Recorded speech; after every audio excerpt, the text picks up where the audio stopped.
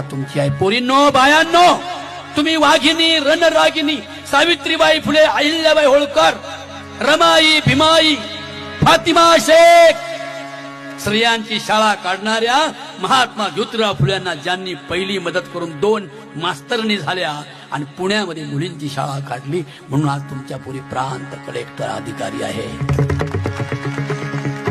मग कोणत्या मशिदीतून आला होता एखादा अल्लाह, कोणत्या देवळातून एखादा देव आला होता तुमच्या पूर्ण प्रांत करायला, कलेक्टर करायला, तुम्हाला शिक्षणाची परवानगी देण्यासाठी?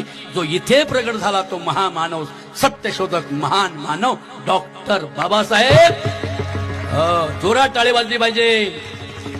हे तुम्ही विसरत गेला तर तुम्ही 10वीच्या पुढे तुम्हाला शाळा नाही. ऐकलं असेल तुम्ही, 10वी पर्यंत आमची पोरं फुकट.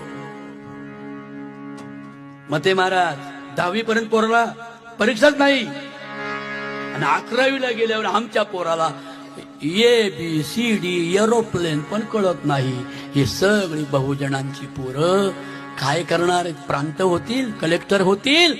ही शिक्षणाची गंगा. तरुणांनो, धार्मिक सणाचे पैसे वाचवा आणि जिल्हा परिषदेची शाळा डिजिटल करा, तर आमचा समाज खऱ्या अर्थाने पुढे उच्च मार्गाला जाणार आहे.